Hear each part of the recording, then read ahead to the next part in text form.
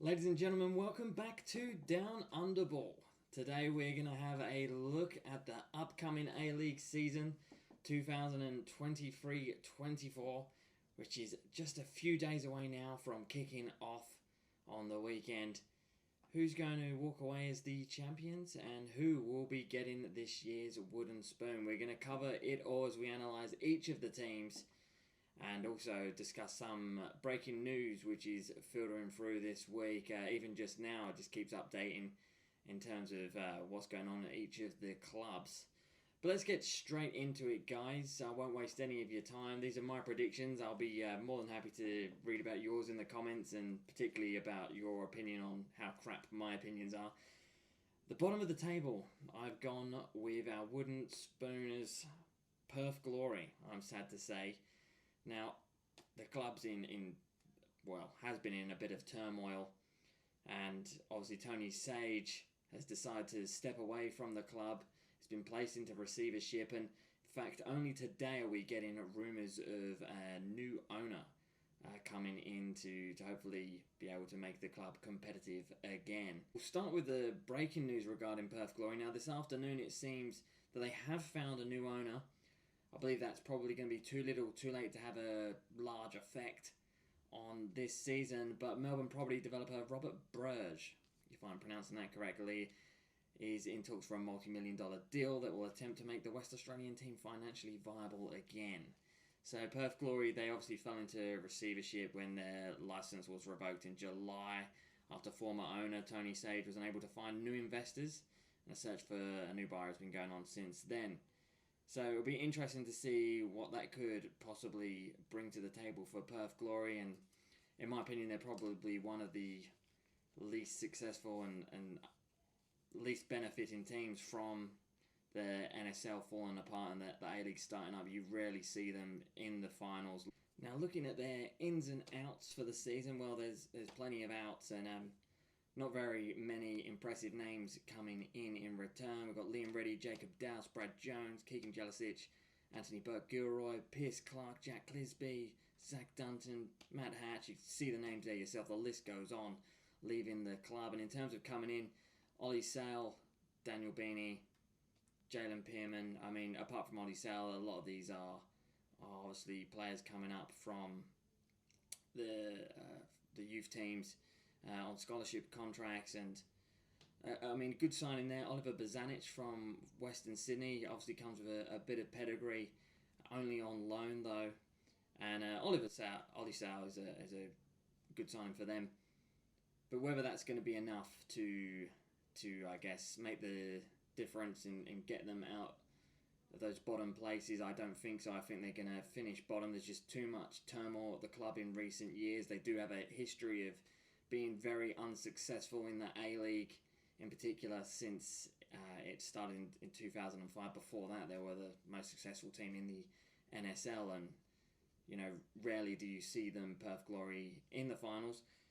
One thing I will say that they do have in their favour is their new coach, Alan Stajic, coming in, the former Matildas coach, recently at the Philippines women's national team at the World Cup, impressing there as well. He comes in, and it's one of those things that made me question putting them as the wooden spooners in this prediction list. Is the kind of coach that can, make gold out of shit, really. I wouldn't be surprised with him on there if I'm completely wrong on this and they end up getting that top 6 finish. Apart from that, very little to sing about so far for Perth Glory, but maybe this new owner will turn things around for them. And now the wooden spoon runner-up in 11th spot, I've put Newcastle Jets. Now, they had plenty of issues last term, many of which I don't think have been fixed. The coach has left and Robbie Stanton has been promoted in his place, so yet to see how he will go. Ultimately, just again, poor few seasons for the Newcastle Jets, and it doesn't seem like anything's happening at the club to potentially change that. Lachlan Baylor's coming in. I've got him marked down as probably one of the better signings that they have made, but in terms of the defence last year, things just haven't really been addressed. Leaving the club, Angus Fergay, Becca Mcaurthur, Manabu Sato, Mohamed Altay, Joshua Sitorio, Jack Duncan, and Matthew German. Sorry if I'm butchering some of these names, Jets fans. And well, there are a few ins, but none that I think really are going to make that difference. It's a bit better than Perth, but nothing that really stands out. In terms of the ins, a fair few young players. You can see them listed down the bottom. Now, probably going to butcher this, but Apostolos Stamatopoulos. He might be able to help provide them a bit more going forward. Aside from that, just a lot of youth in there, and I don't think it's going to make the difference to get them into the top 6 this season. Next up, my club in 10th position, Brisbane Roar. Unfortunately, I must say, again, issues across the park and a huge lack of quality in every single position. I mean, arguably, without what seems to be a few surprises in terms of a couple of the young players in this FFA Cup run, on paper, and especially in terms of squad depth, I would say probably one of the weakest, if not the weakest squad in the A-League this season. However, they do have a few things going for them. It looks like Ross Aloisi, who's come in, has got them, I guess, at least playing a way that's working well for them. In the FFA Cup, they had a great run to the final against Sydney FC, where unfortunately they lost 3-1, or fortunately if you're a Sydney FC fan. Prior to that, they did get past, albeit not in the easiest of fashion, some of the weaker teams in the A-League and a few NPL sides. But going back to Suncorp this year is going to be a big difference for them. Thomas Waddingham getting off to a flyer in the FFA Cup. 4-4 actually for him. So in terms of the squad, very weak. And we saw that in the FFA Cup final when, Brisbane needed fresh legs to try and hang on to that lead. They started bringing off their forward players who were doing a lot of the work throughout that match, pressing, and their replacements just weren't up to scratch. They simply weren't anywhere near the quality of the players that were brought off, and that's going to really cause them to become unstuck. 1 or 2 injuries, and I'm predicting that it really starts to fall apart for Brisbane. I mean, looking at the squad lists, leaving the club, as you can see at the bottom there, John Knowles, Robbie Cruz, Josh Brindle-South, Marcel Canardi. I mean, who the hell's that? And I'm a Raw fan. Jordan Courtney-Perkins, Akbari again, deciding, he's better off elsewhere. Jordan Holmes, pretty disgusting what happened to him, if I'm being honest with you. There is an interview with him on my shorts, on my YouTube shorts, if you want to see that at the FFA Cup final. And then in looking at the ends, you've got players that have just been at the club before coming back. Alex Parsons, Matt Acton, and then Thomas Waddingham. Probably the most impressive one coming up from the youth team. Coletti back again. Pleased to have him back. He has seemed to have improved the midfield, but that wasn't a hard ask, that's for sure. Florian Beringer from Melbourne City, obviously a bit of quality there, but pushing retirement soon, I would say. And the rest just scholarship players, really. Almost probably not worth mentioning. But what they do have going for them is they're returning the season to their spiritual home, Suncorp Stadium. And I think with that, and with the fact that the players seem to be responding to Ross Aloisi's tough love approach that many would predict has been the way, I think they're not going to finish bottom. And I think if they finish 10th or above, it's probably job well done. Next up, we're going to 9th spot, Wellington Phoenix. Now, it's hard to know whether Phoenix are coming or going in the A-League, whether they're going to scrape inside the top 6 or whether they're not even going to exist next season. But looking at it, poor transfer window. Coach Orfatali has left. He's been replaced by Giancarlo Italiano. So we'll see what that can bring. But again, bit of an unknown there. Done pretty well to keep Oscar Zavada. But apart from that, hardly any ins at all. Mohamed Altay from the Newcastle Jets. Jack Duncan again, the Newcastle Jets, getting rated a bit there. Not really much on there to shout about at all. And, a few people leaving. Steven Ugarkovic to Melbourne City. It's a pretty decent loss for them. Josh Laws to Grasshoppers over in Europe. And Ollie Sale to the Glory, as discussed before. So, Wellington Phoenix going to have to go 9th place. Heading to middle of the table now, teams that could possibly scrape into that top 6, 8th spot, Mcaurthur. Now, this prediction is pretty harsh on them. They do have a pretty strong squad, but with the injuries they had last season and how much they were affected by certain key players being out the side, I've got a feeling, unless that medical department has been addressed, that they're basically going to suffer the same or similar fate. Normally, if that many players are getting injured throughout a season, there's something else going on in terms of training or the facilities that they're using. De Vere, obviously, the one to watch for them throughout the season. If he can keep fit, then I think they might possibly push into that top 6. Looking at their ins and outs, they have been rated a bit of some quality players. Now, whether they, did achieve their best for Mcaurthur or not is neither here or there, but some good quality leaving the club. Daniel Arzani over to Victory, Craig Noon leaving as well, Alexander Sinjar over to Perth Glory, and Al Hassan Toure, some of the big names that jump out leaving the club this year. We've got Clayton Lewis coming in, though, from the Phoenix, Matt German from the Jets, Rafael Borges Rodriguez from Melbourne City, Christian Popovic returning to the A-League there as well. So they do have some players coming in, but wouldn't say that it's quite making them better than last season. Moving up into 7th spot now, I think it's just going to be a little too much for Western United to make it into that top 6. A real hangover season last year after taking the championship home. So this one's going to be a big year for John Aloisi, who's going to be hoping he can bounce back. Bit of news coming in this afternoon, though, in terms of Western United, is that they will actually be playing in where they're meant to be based. So they've had the green light to play their A-League matches at Wyndham during this season at the regional football facility. Now, it currently has a capacity of 3,000, and they're building a temporary stand in time for the A-League, I believe, an additional 2,000. So there'll be 5,000 capacity here. So they've been given the green light by Wyndham Council to play there.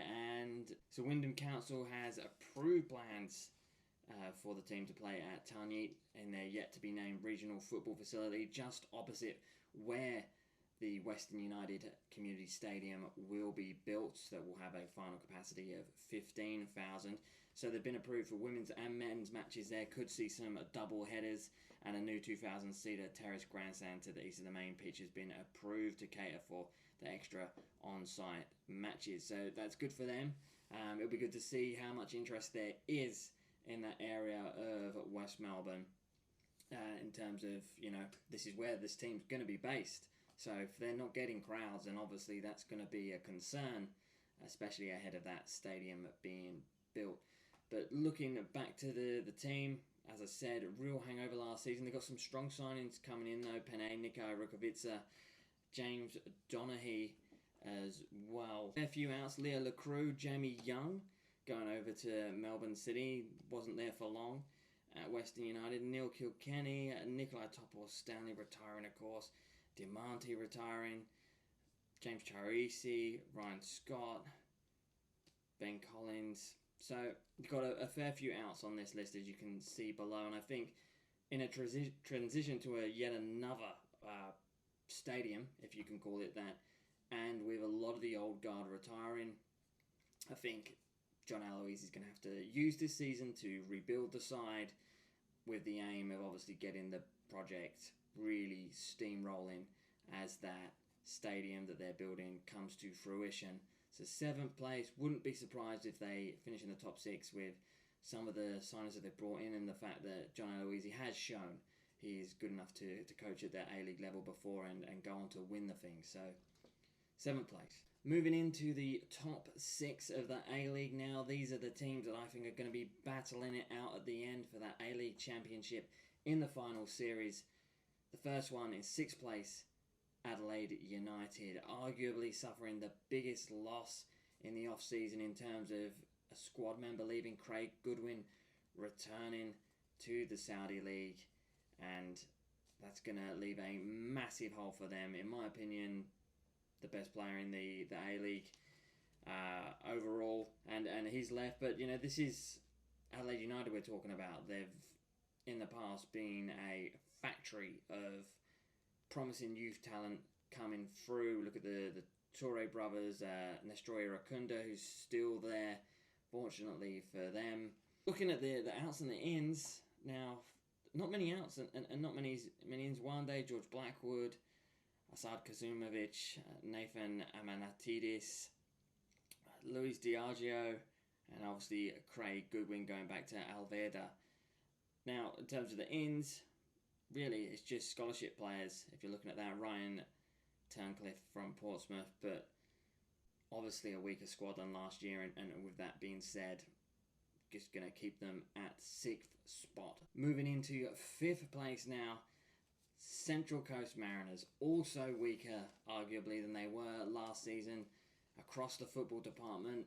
More key players which were being raided, let's face it. Garen Cole leaving halfway through the season, being a big name that they lost early.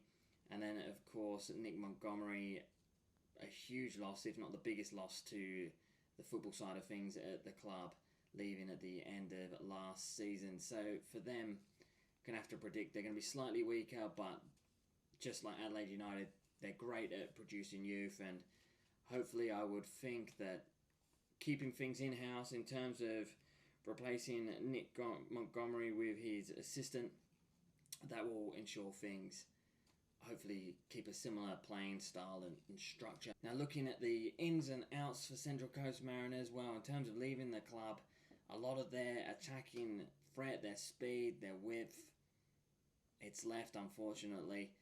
Lachlan Bayliss leaving to Newcastle Jets, as discussed before. Jason Cummins, their goal scorer, their grand final hero, heading over to India for that, well, bit of cheese. And Nectar Triantis off to Sunderland. Patrick Beach, he's gone also. Yaron Souza has left. Sam Silvera playing in the Championship now with Middlesbrough. So plenty of huge names. They have managed to keep the spine of the team though. In terms of joining the club, well, you swap one Kjol for another. Alu Kjol coming in from Stuttgart. Jean Rees coming to the club. Jack Warshawski from Western Sydney Wanderers.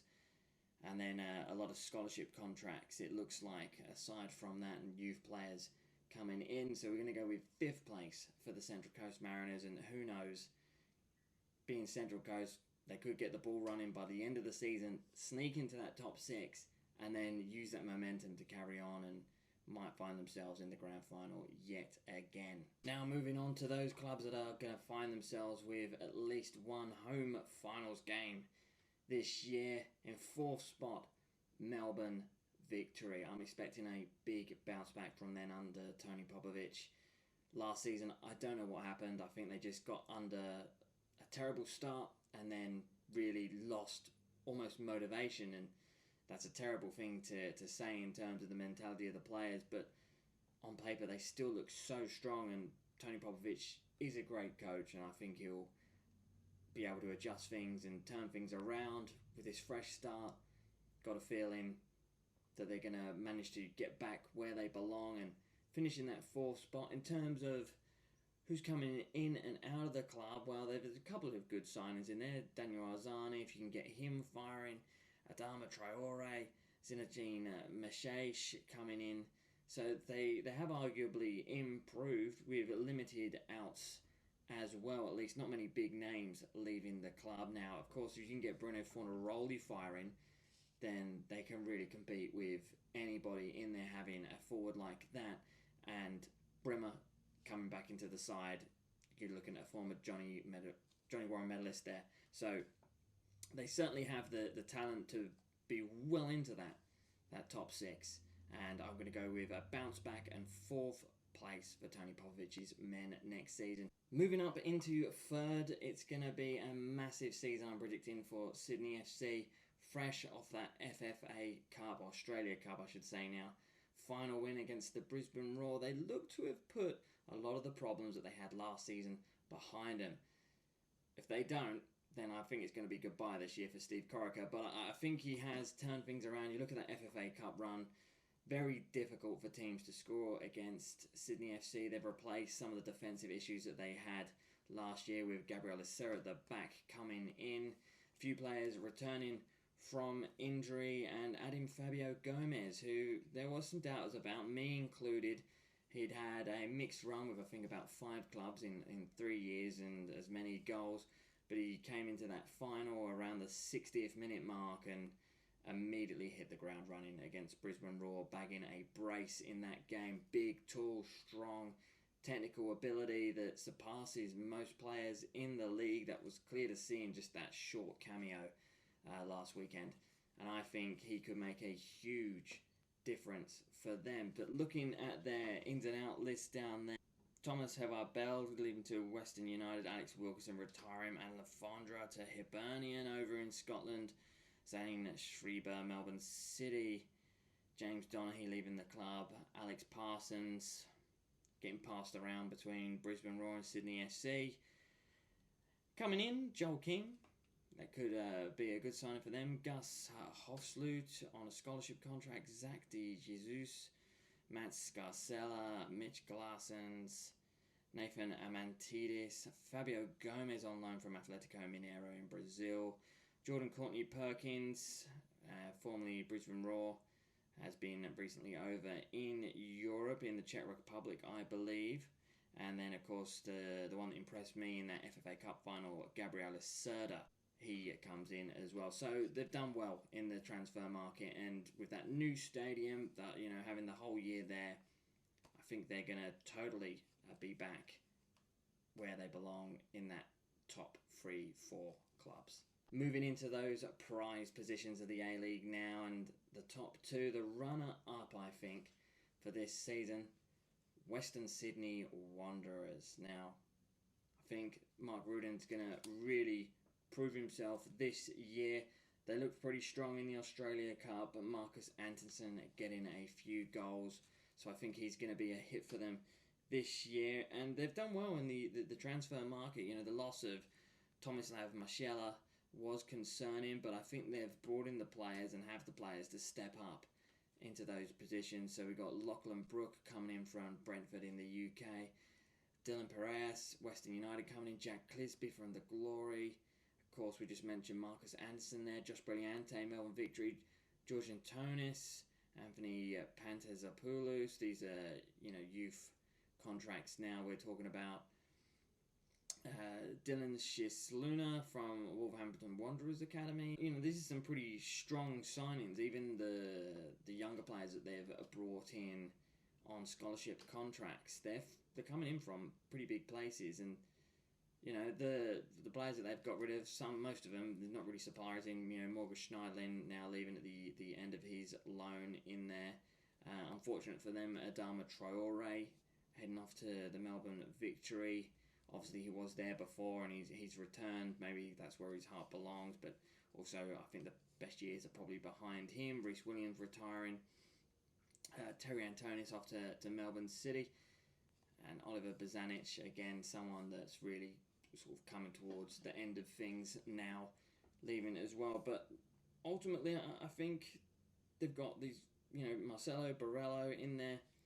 These players that can really make a huge difference in games. And for that, and the fact that, Western Sydney Wanderers have recruited really well, I'm going to go with second spot for them, which ultimately leaves the winner of A-League's 2023-2024 men's competition. Of course, almost tired of saying it now, Premiership champions, Melbourne City.